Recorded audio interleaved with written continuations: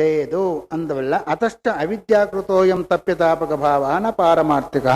ఈ తప్పితాపక భావం ఏదైతే ఉందో అవిద్యాకృతమే కానీ పారమార్థికమైతేనో తప్పితాపభావం మరి ఇది వేరుగా ఉంటుంది, అది వేరుగా ఉంటుంది.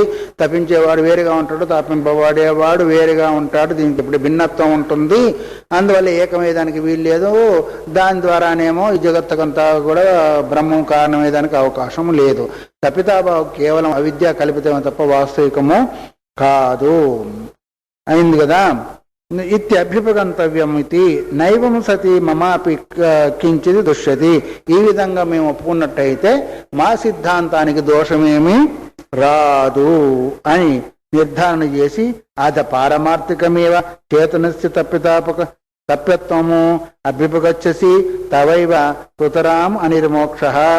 ఒకవేళ నీవు చేతన స్వరూపానికి తప్యత్వము అంటే తప్పింపబడేది పరమార్థికమని ఒకవేళ నువ్వు ఒప్పుకుంటావేమో అప్పుడు నీకు కూడా సుతరాం అనిర్మోక్ష, నీ యొక్క సిద్ధాంతంలో కూడా మోక్షం వచ్చేందుకు అవకాశము లేదు. ఎందుకంటావా ప్రసజ్యేత నిత్యత్వాభ్యుపగమాచ తాపకస్య. అది తప్యత్వం అభ్యుపగచ్చసి తవైవ సుతరాం అనిర్మోక్ష. నీకే అసలు మోక్షం రాకుండా పోతుంది. ప్రసజ్యేత నిత్యత్వాభ్యుపగమాచ తాపకస్య. తాపింపజేసేవాడు నిత్యమైనందువల్ల ఇంకా మరి తాపం అనేది పోదు. తాపం అనేది పోకుండా మోక్షం అనేది రాదు. అప్పుడు మీ యొక్క పురుషుడు ఏంటిది తప్పింపబడేవాడుగా అవుతాడు కాబట్టి మోక్షం రాకుండా పోతుంది. తప్యతాపక శక్త్యో నిత్యత్వేపి తనిమిత్తత్వ సంయోగాపేక్షత్వాపత్తే సంయోగ నిమిత్తాదర్శన నివృత్తావాత్యంతిక సంయోగోపరమ తతశ్చ ఆత్యంతికో మోక్ష ఉపన్నేది చేతు. మళ్ళీ పూర్వపక్షి అడుగుతున్నాడు. తప్యతాపక శక్తి తప్పించేది తప్పింపజేసే శక్తి ఇవి రెండు నిత్యమైనందువల్ల సన్నిమిత్త సంయోగాపేక్షత్వాపత్తే. తప్పించే శక్తి తాపింపజేసే శక్తి రెండు కూడా నిత్యమైనప్పటికీ అది నిత్యమే ఇది నిత్యమే అయినప్పటికీ ఒక నిమిత్తాన్ని దృష్టిలో పెట్టుకొని వాటికి సంయోగం వస్తుంది. నిమిత్తం లేకపోతే మోక్షం వస్తుంది అని సంయోగ నిమిత్త ఆదర్శన నివృత్త ఆత్యంతిక సంయోగ ఉపరమ. ఒకసారేమో నిమిత్తం ఉంటేనే సంయోగం వచ్చింది, నిమిత్తం లేనందువల్ల ఆత్యంతిక సంయోగము ఉపరమం అంటే లేకుండా పోతుంది. తతశ్చ ఆత్యంతికో మోక్ష ఉపమన్న. అప్పుడు సంయోగం లేని కారణం చేత ఆత్యంతిక మోక్షం కలుగుతుంది అని ఒకవేళ నీవు అంటావేమో. ఆ విధంగా అనేదానికి వీలు లేదు. అదర్శనస్య తమసో నిత్యత్వ అభ్యుపగమాతు. కనిపించని తమస్సు ఏదైతే ఉందో అది కూడా నిత్యం అయిపోతుంది. ఎందుకంటే ఒకసారి కనిపిస్తుంది ఒకసారి కనిపించదు కదా. సంయోగాభావం అయినందువల్ల తమస్సు కూడా నిత్యం అయిపోతుంది. అందువల్ల గుణానాం చేత ఉద్భావ అభిభవయో అనిత్యత అనియత సంయోగ నిమిత్తోపరమ ఇది. గుణాలు ఏంటిది? ఉద్భవ అభిభవయో అనిత్యత్వాద్ అనియత. ఇప్పుడు గుణాలు కూడా ఉద్భవిస్తున్నాయి, మళ్ళీ లయం అవుతున్నాయి. ఈ రెండిటి వల్ల ఏమైంది? ఉద్భవమైంది, అభిభవమైంది, ఉత్పన్నమైనవి, లయం కూడా అయినవి. వీటి యొక్క అనియతత్వాదు అనియత సంయోగ. అవి ఉద్భవం ఒకసారేమో పుట్టినవి ఒకసారేమో లయమైనవి. వీటికి ఒక నియతి ఉందా? ఒక సమాన రూపం లేనందువల్ల ఏమైందంటే సంయోగం కూడా నిమిత్త ఉపరమ. సంయోగంకి సంబంధించిన నిమిత్తం కూడా అంటే ఒకసారి ఉత్పన్నమై ఒకసారి అభిమానమైనవి కదా. ఆ రెండు కలుసుకునే దానికి నిమిత్తం ఒకటి కావాలి కదా. నిమిత్తం లేనందులో ఏమైంది? వియోగస్యాపి అనియతత్వాతో రెండు విడిపోయి ఉన్నందువల్ల దానికి కూడా ఒక నిమిత్తం లేనందువల్ల సాంఖ్యస్యైవ అనిర్మోక్ష అపరిహార్య స్యాత్. సాంఖ్యులకు మాత్రమే మోక్షం అనేది కలగకుండా. ఎందుకంటే కలిగేదానికి నిమిత్తం లేదు, విడిపోయేదానికి నిమిత్తం లేదు. ఆ నిమిత్తం లేని కారణం చేత అయితే ఉందో ఇంకా మోక్షం అనేది అనిర్మోక్ష అపరిహార్య, మోక్షం అనేది కలగకుండానే పోతుంది. ఈ దోషం మీ సాంఖ్య విషయంలో వస్తుంది కానీ వేదాంతుల విషయంలో రాదు. మరి మాకంటావా ఔపనిషదస్యతు ఆత్మైకత్వాభ్యుపగమాది ఏకస్య చ విషయ విషయీ భావ అనుపత్తేర్ వికార భేదస్య చ వాచారంభన మాత్రం. ఇప్పుడు ఉపనిషత్తు పద్ధతులు అంటే ఆత్మ ఏకమై ఉంది, నిత్యమై ఉంది. ఏకమని ఒప్పుకున్నందువల్ల విషయ భావం లేదు. రెండు ఉంటాయి కదా, విషయ భావం వస్తుంది. ఆత్మ ఏకమైనందువల్ల విషయ భావం లేదు. తర్వాత వికారము, దాని వికారము భేదం కనిపిస్తుంది, తప్పితాపక భావం కనిపిస్తుంది కదా, తప్పించినట్టుగా ఉన్నట్టుగా. అదంతా కూడా ఎందువల్ల కనిపిస్తుంది అంటే వాచారంభన మాత్రము. ఎందుకు అంటే రెండుగా ఉన్నప్పుడు కదా మనకు తప్పితాపక కనిపిస్తుంది. భేద అయితే ఉందో కల్పిత భేదం కాబట్టి తప్పితాపక భావము వాచారంభనం కాబట్టి. తర్వాత శ్రవణాదీన మోక్షశంక సప్పునేపి నోపయుజ్యతే. తర్వాత నీకు అనిర్మోక్ష శంక, ఇంక మోక్షం కలగదని ఏ సందేహం అయితే ఉందో అది మీ సప్పునంలో కూడా వచ్చేదనకు విషయం లేదు. ఎందుకంటే ఆత్మ ఏకమో, భేద కల్పనేమో వాచారంభనమో, తప్పితాపక భావం కూడా అది వాచారంభనమే కాబట్టి అనిర్మోక్ష ప్రసంగాన్ని నువ్వేదైతే అన్నావో అది స్వప్నంలో కూడా నువ్వు అనుకునేదానికి అవకాశము లేదు. అంటే ఇంక జాగ్రత్తలు అనగలుగుతావు. అందువల్ల వ్యవహారేతు ఎత్ర యథా దృష్ట తప్పితాపక భావ తత్ర తదైవ స. వ్యవహారంలో అంటావా ఎక్కడ ఎట్లాగో తప్పితాపక భాగం ఉందో అక్కడ అట్లాగే తప్పితాపక భావం. ఒకసారి సుఖమే తప్పింపజేస్తుంది, ఒకసారి దుఃఖమే తప్పింపజేస్తుంది. ఎక్కడెక్కడ ఉంటుందో వ్యవహారం మిథ్య. నువ్వు అక్కడ ఎక్కడెక్కడ ఎట్లా అనుకుంటే మాకు పోయేదేమీ లేదు. తదైవ స ఇతన చోదయితవ్య పరిహర్తవ్యో భావ. అక్కడ వెతికేది లేదు, దాన్ని పరిహారము చేసేది. వ్యవహారమే పరమార్థం కాదు. పరమార్థం ఎప్పుడైతే వ్యవహారం పరమార్థమైతే అప్పుడు దానికి పరిహారం కూడా కావాలి. అసలు అక్కడ ఉన్నది తాడే అయితే ఇంకా పావును చంపాలని భావన ఎక్కడి నుంచి వస్తుంది? రాదు. ఇంకా కర్రలతో పని లేదు, కొట్టేదంతో పని లేదు, పరిగెత్తంతో పని లేదు.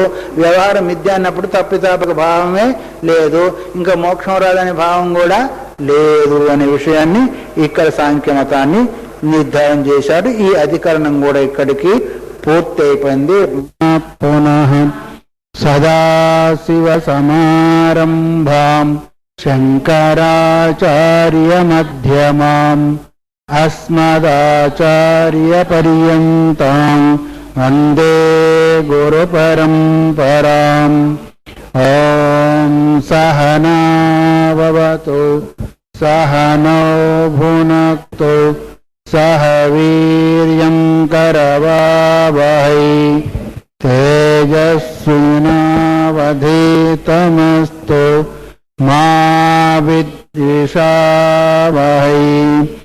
ఓం శాంతి శాంతి శాంతి. హరి ఓం. ప్రధాన కారణవాదో నిరాకృత. ప్రధాన కారణవాదం ఇంతవరకు నిరాకరణ చేయడము జరిగింది. తర్వాత వచ్చేది పరమాణు కారణవాదం. ఇదానీం నిరాకర్తవ్య. పరమాణువుల ద్వారానే ప్రపంచం అంతా కూడా ఉత్పన్నమవుతుంది. ఉపాదాన కారణం పరమాణువులేను, ప్రధానం కాదు, బ్రహ్మము కాదు అని వైశేషిక మతానుయాయులంతా కూడా చెప్తూ ఉంటారు. ఇప్పుడు దాన్ని నిరాకరణ చేయవలసి ఉంది. తత్ర ఆదౌ తావద్యో అనువాదిన బ్రహ్మవాదిని దోష ఉత్ప్రేక్షతే. పూర్వములో అనువాది బ్రహ్మకారణవాదుల పైన దోషాన్ని ఎత్తి చూపించారు. దాన్ని ప్రతిసమాధీయతే.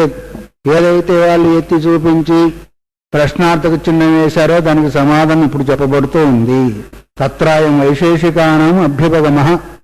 వైశేషికుల యొక్క అభ్యుపగమ అంటే వాళ్ళ యొక్క భావం ఏంటిది అంటే కారణద్రవ్య సమవాయినో గుణ కార్యద్రవ్యే సమానజాతీయం గుణాంతరం ఆరభంతే.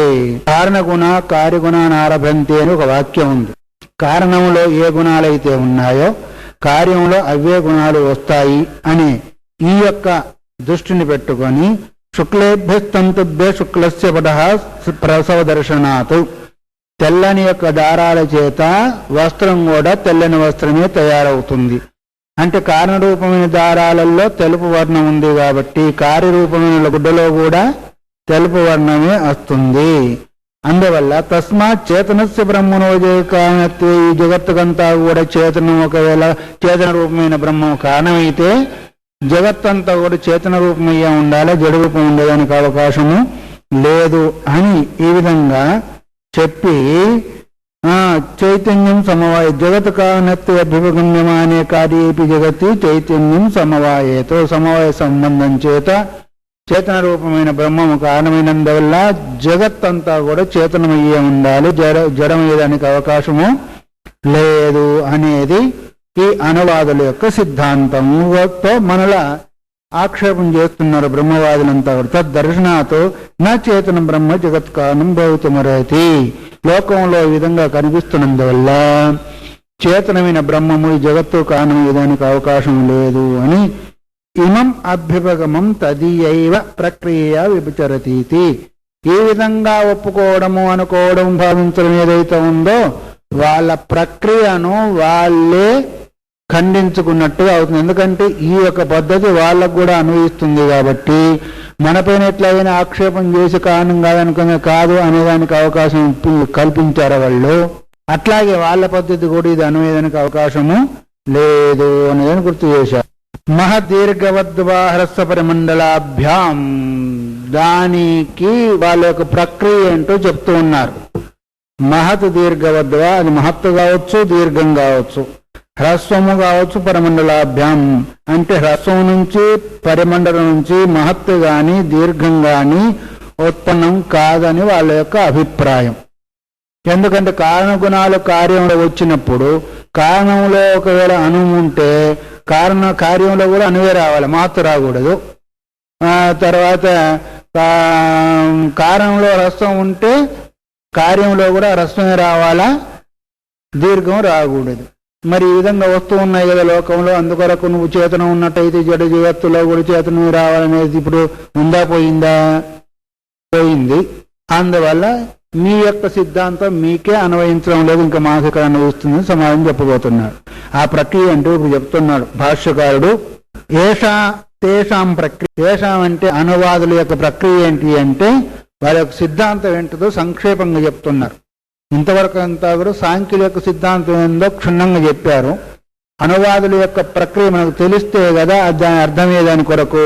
వాళ్ళ ప్రక్రియ ఏంటిది? పరమాణవ కిల కించిత్ కాలం అనారబ్ధ కార్య యథాయోగం రూపాదిమంత పారమండల్య పరిమాణస్థ తిష్టంతి.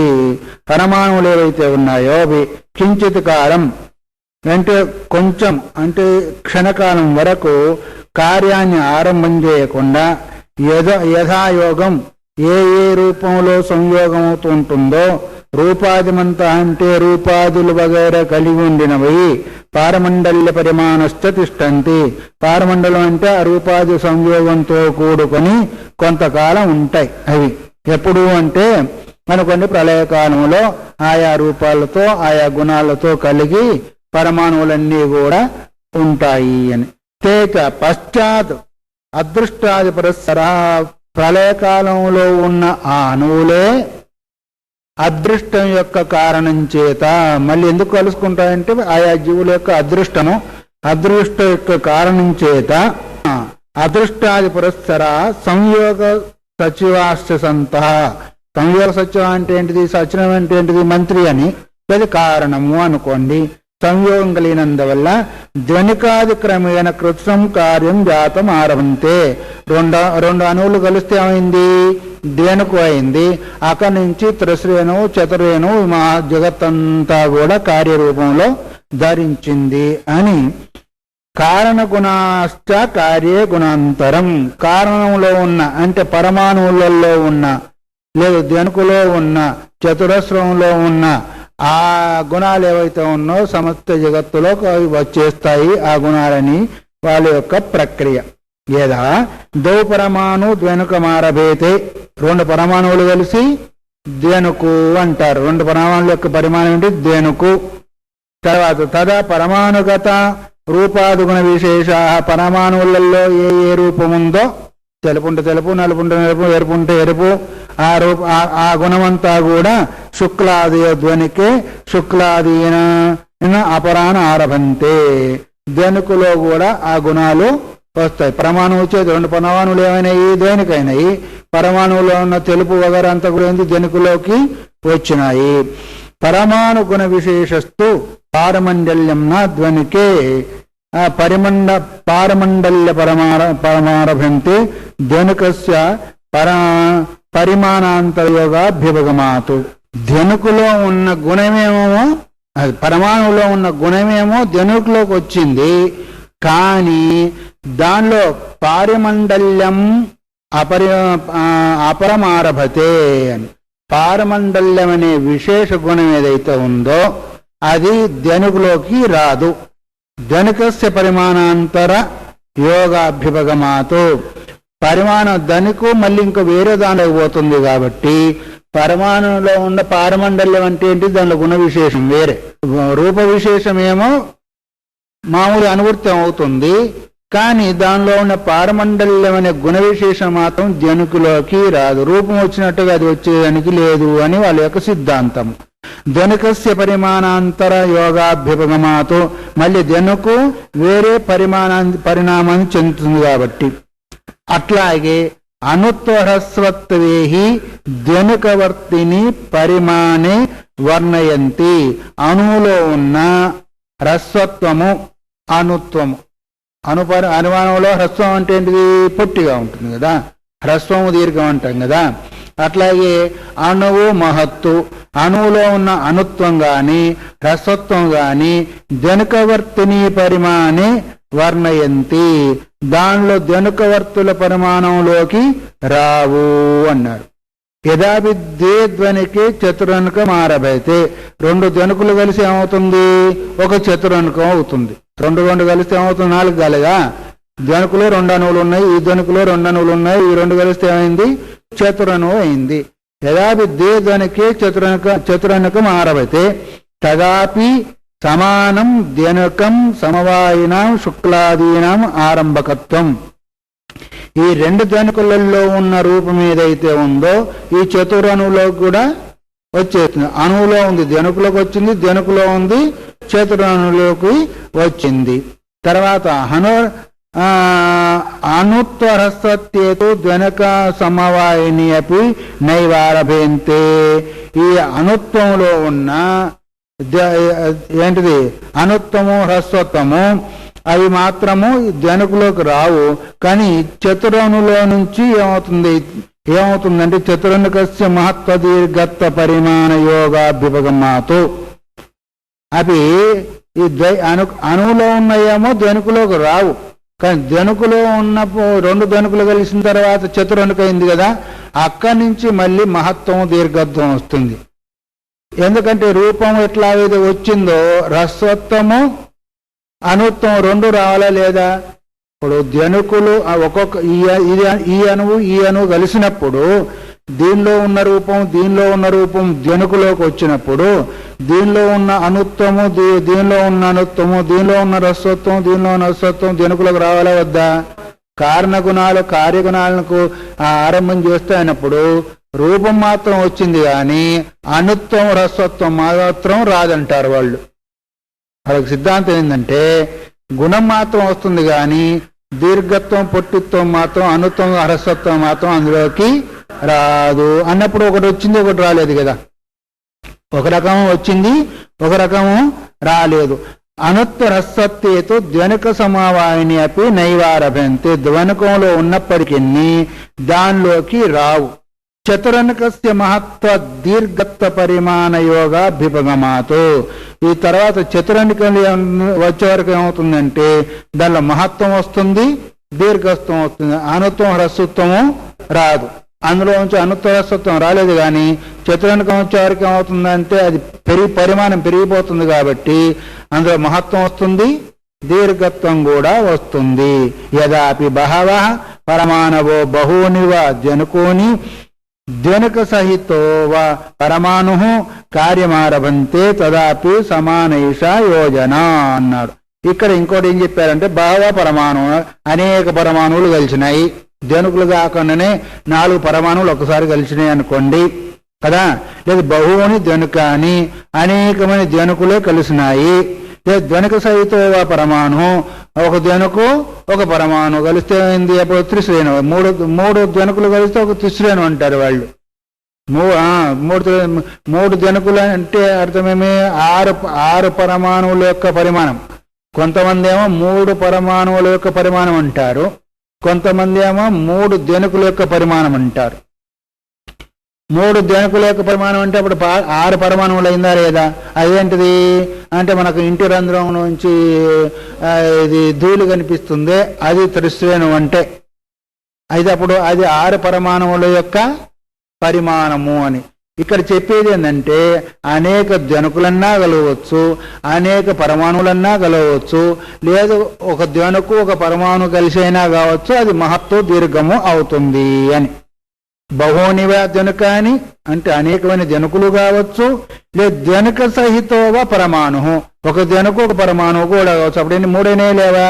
అటు జనుకు కాదు, అటు పరమాణువు కాదు, ఒకటి జనుకు ఒకటి పరమాణు కలిస్తే అప్పుడు 3 లేవా? అప్పుడు త్రిశ్రేణు అయింది. కార్యమారభంతే ఆ కార్యరూపంలో ధరించినందువల్ల తదాపి సమానైష యోజన ఆ విధంగా అయినప్పటికీ యోజన అంటే గుణం మాత్రం వచ్చింది కానీ దానిలో అనుత్వ హ్రస్వత్వం మాత్రం ఈ కార్యంలోకి రాదు. అయితే ఒకటి వచ్చింది ఒకటి రాలేదు, గుణం వచ్చింది, హ్రస్వత్వ అనుత్వాలు మాత్రము రాలేదు. తదేవం యదా పరమాణో పారమండల సతో అనుహ్రస్వత్వం చ జనికం జాయతే మహద్దీర్ఘం చ జనకాదీని పరిమండలం యథా వా జనుకాదయో జనుకాదనోర్హ్రస్వత్వాచ్చ తతో మహద్దీర్ఘం చ జనకం జాయతే నా అనునో హ్రస్వం. ఈ విధంగా చెప్పినప్పుడు పరిమండలం అంటే హ్రస్వత్వం దీర్ఘముత్వం ఏదైతే ఉందో జనుకులో మహత్తు దీర్ఘం ఉంటుంది కానీ హనుత్వ హ్రస్వత్వము రాదు. త్రనుకులో కూడా పరిమండలం ఎట్లాగా అంటే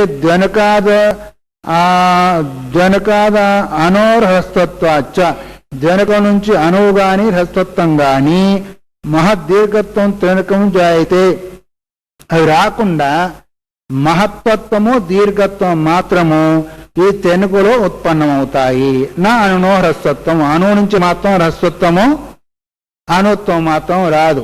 తెనుకులోకి వచ్చే వరకు ఏమవుతుంది అంటే మహత్వము దీర్ఘత్వం వస్తుంది. అయితే ఇప్పుడు కారణం మాత్రం వచ్చింది కానీ తెలుపు నలుపు రూపం వగరంతా కూడా హ్రస్వత్వ అణుత్వాలు మాత్రం అణువు నుంచి కారణ రూపమైన అణువు నుంచి రాలేదు. ఎక్కడి నుంచి వచ్చినాయి మరి మహత్వం దీర్ఘత్వం అంటే త్రిశ్రేణి నుంచి ప్రారంభమైనాయి అనేది. ఏం చేతన ఈ విధంగా వచ్చినప్పుడు ఒకటి వచ్చింది ఒకటి రాలేదు కదా, కారణం రూపం నుంచి ఒకటి వచ్చింది ఇంకోటి రాలేదు. అట్లాగే మా బ్రహ్మం నుంచి చేతనాది బ్రహ్మను అచేతనం జగజ్జనిష్యతే ఇత్యభుగమి కింత చిన్నం. మా చేతన నుంచి కూడా జగత్తు ఉత్పన్నమైందంటే నీది పోయింది ఏంటి అని. అవునా కదా? జగత్తు కారణమేమన్నారు? అణువులు కానీ త్రిశ్రేణువులు కాదు. అణువులో ఉన్న రూపాదులు వచ్చినాయి కానీ అణుత్తర సత్వాలు రాలేదుగా జగత్తులోకి. మరి ఎక్కడి నుంచి వచ్చినాయి అంటే త్రిశ్రేణి నుంచి వచ్చినాయి. అప్పుడు రూపాలు మాత్రమే వచ్చినాయి, మిగతాయి రాలేదన్నప్పుడు మరి జడం మాత్రం వచ్చింది, చైతన్యం రాలేదంటే నీకు పోయింది ఏంటిది? మా బ్రహ్మం నుంచి కూడా చైతన్యం రాలేదు, జడం మాత్రం వచ్చేసింది అనేది వీళ్ళ సిద్ధాంతం. అప్పుడు నువ్వు ఏ సిద్ధాంతాన్ని అయితే నిలబెట్టి చేతనం నుంచి ఒకవేళ కారణమైతే జగత్తు అంతా కూడా చేతనం అయిపోవాలని ఆక్షేపం చేశాడు కదా, అప్పుడు మీకు అణువు నుంచి ప్రారంభమైనట్టయితే ఈ జగత్తు అంతా కూడా అణువు హ్రస్వమే ఉండాలా, మహత్తు దీర్ఘం ఉండకూడదు. ఇప్పుడు ఉన్నది అట్లాగా ఉండడానికి ఉండే అవకాశము లేదు. మీకు ఒకటి వచ్చింది ఒకటి రాలేదు, మాకు కూడా ఒకటి వచ్చింది ఒకటి రాలేదు, చైతన్యం రాలేదు, జడత్వం వచ్చేసింది. నువ్వు ఎట్లాగైతే ఒకటి వచ్చింది ఒకటి రాలేదు అన్నావో నీకు నాకు రాంది వచ్చింది సమానమైంది, అందువల్ల నీ ఆక్షేపణ ఏమైందో సరి అయింది కాదు అనేదాన్ని సమాధానము ఇచ్చారు. అధమన్యసే ఒకవేళ ఇంకో రూపంగా అనుకుంటావా ఏంటది? విరోధిన పరిమాణాంతరేణ ఆక్రాంతం కార్యద్రవ్యం జనకాదిత్యతో నారంభకాని కారణగతాని పారమండల్యాదీని ఇత్యభుగచ్చామి. ఒకవేళ ఇంకో రకంగా అనుకుంటావా విరోధి పరిమాణాంతరేణ దానికి విరోధమైన పరిణామం వేరే పరిణామం ఒకటి ఇది ఒకటి అదిగా ఉన్నాయి కదా, రెండు పరిమాణాలు వేరుగా కలిసి కార్యద్రవ్యం జనకాదిత్యతో ఇదొక రకమైన పరమాణు, ఇదొక రకమైన పరమాణుము, ఈ రెండు కలిసి అది జనకును ఆరంభం చేసినాయి కాబట్టి దానిలో గుణము దీనిలో కారణగతాన్ని పారమండల్యానిత్య అభిముచ్చామి, కారణంలో ఉన్న పారమండల్య పదార్థం ఏదైతే ఉందో అది వస్తుంది అని ఒకవేళ అంటావేమో, నతు చేతన విరోధన గుణాంతరైన జగత ఆక్రాంతమస్థితి, చేతనానికి విరోధి అయిన గుణాంతం ఇంకోటి వచ్చేదానికి అవకాశం లేదు కాబట్టి, ఇక రెండు పరమాణువులు వేరువేరుగా ఉన్నాయి కాబట్టి ఆ విధంగా వచ్చేదానికి వీల్లేదు. మరి మీకు చేతనానికి భిన్నమైన అచేతనం ఒకటి లేదు కాబట్టి అట్లా విరోధం వచ్చేదానికి వీలు లేదు అని ఒకవేళ అంటావో, ఈయన కారణగత చేతన కార్యే చేతనాంతం నారభేత, కారణగత చేతన కారణం ఏంటిది చైతన్యం కదా బ్రహ్మంలో, అట్లాగే విరోధైన అచేతం లేని కారణం చేత అది విరోధం చెలవనందువల్ల చేతనత్వం రావాలి అని ఒకవేళ అంటావేమో, నహి అచేతన నామ చేతన విరోధి కచ్చిత్ గుణోస్తి, అచేతనం అనేది చేతనానికి విరుద్ధమైన గుణం ఒకటి ఉందా? లేదు కాబట్టి చేతన అప్రతిషేధ మాత్రత్వాతో, అప్రతిషేధం అంటే అర్థమేమి? విరోధం చేయడము, నిరోధించడము. చేతనాన్ని మాత్రం నిరోధిస్తున్నాం కానీ జడాన్ని మేము నిరోధించడం లేదు. ఎందుకని చేతనానికి భిన్నమైన అచేతనం అంటూ ఒకటి విరోధి లేదు. చేతనానికి చేతనం విరోధం కాదు, చేతనానికి జడం కూడా విరోధము కాదు. దానికి అదే, దీనికి ఇదే. అందువల్ల తస్మాత్ పారమండల్యాది వైషమ్యాత్ ప్రాప్నోతి చేతనాయ ఆరంభకత్వం, పారమండల్యం భిన్న భిన్నంగా ఉన్నందువల్ల దాని చేతనత్వం వస్తుంది అని ఒకవేళ నీవు అంటావేమో. ఆ విధంగా అనేదానికి అవకాశము లేదు. మైవముస్థ, ఆ విధంగా నువ్వు అనుకునే దానికి వీలేదు. ఎందుకంటావా? యథా కారణే విద్యమానానామపి పారమండల్యాదీనాం అనారంభకత్వం ఏవం చైతన్యస్యాపి అస్యాంశస్య సమానత్వం, పారమండల్యాది ఎట్లాగైతే వేరే ఆరంభకం కాదో వేరే దాంట్లోకి రావో భిన్నత్వం ఉన్నందువల్ల, అలాగే చేతనత్వం కూడా రాకుండా ఉంటుందంటే వచ్చిన నీకు నష్టం ఏంటిది? పారమండల్యం భిన్న భిన్నమైనప్పటికీ నీవు పారమండల్య పదార్థము ధ్వనుకులో నుంచి మహత్తులో ఏదేంటి త్రిశ్రనుకు చిత్రనుకులోకి రాదంటున్నావు కదా, అట్లాగే చేతనం కూడా మేము రాదంటాము. కారణంలో ఉన్న చేతనత్వం కూడా జడంలోనికి రాదు. అంటే మీకు వచ్చిన నష్టం ఏమీ లేదు. ఎందుకంటే సమానత్వాదు, మీది మాది సమానమేను. నచ పరిమాణాంతరాక్రాంతత్వం పారమండల్యాదీనాం అనారంభకత్వే కారణం. ఎందుకంటే వేరే పరమాణు కలిసినందువల్ల పరిమాణాంతరం చేత వచ్చే విరోధం ఏదైతే ఉందో పారమండల పదార్థం ముందుకు వెళ్ళేదానికి వెళ్ళదు కాబట్టి అది కారణం కాదని ఒకవేళ అంటామో ఆ విధంగా అనేదానికి అవకాశము లేదు. ఎందుక ప్రాక్ పరిమాణాంతరారంభాత్ పారమండల్యాదీనాం ఆరంభకత్వోపత్తే, పరిమాణాంతరం వేరే పరిమాణం ఏంటిది? వేరే పారమండల పరమాత్మ ఆరంభకం కానందువల్ల పారమండల పదార్థం ఏదైతే ఉందో అది ఆరంభం చేయనందువల్ల ఆరబ్ధమపి కార్యద్రవ్యం ప్రాగ్గుణారంభతో క్షణమాత్రం అగుణం. పరమాణు నుంచి ఒకసారి కార్యం ఎప్పుడైతే ఉత్పన్నమవుతుందో ఆ ఉత్పన్నమైన కార్యము ఒక్క క్షణం వరకు ఏ గుణం లేకుండా ఉంటుంది. కార్యం ఉత్పన్నమవుతుంది కదా పరమాణువుల చేత ధ్వనుకు చేత కానీ త్రిశూలం చేత కారణ్యం ఉత్పన్నమవుతుంది. ఆ కార్యము ఒక్క క్షణం వరకు, కార్యం ఉత్పన్నమైన ఒక్క క్షణం వరకు గుణరహితమై ఉంటుంది, అంటే నిర్గుణమై ఉంటుంది. ఆరబ్ధం కార్యక్రమం ప్రాగ్ గుణారంభాత్ అంటే ఉత్తర క్షణం వచ్చే వరకు క్షణమాత్రం అగుణం, అగుణం అంటే గుణరహితమై ఉంటుంది. తిష్టతీత్యభిగమాత్ నచ పరిమాణాంతరారంభే వ్యగ్రాని పారమండల్యాదీన్ ఇత్యతః స్వసమాన జాతీయం పరిమాణాంతం నారభంతే పరిమాణాంతరస్య అన్యహేతుత్వాభ్యుపగమాత్. మీ పరిమాణాంతరం ఆరంభే వేరే పరిమాణాన్ని ఆరంభం చేసేదానికి ముందు వ్యగ్రాని పారమండల్యాన్ని దానిలో ఉన్న పారమండల పదార్థం ఏదైతే ఉందో అది సుసమాన జాతీయం ప్రమాణాంతరం. దానిలో ఉన్న ఏ పారమండల పదార్థం ఉందో దానికి సమానమైన జాతి కలిగిన దాన్ని ఉత్తరములో కార్యములో తయారయ్యే ఆ వస్తువు లోపల పరిమాణాంతరం నారభంతే, దానిలో ఆరంభం చేసేదానికి అవకాశము లేదు.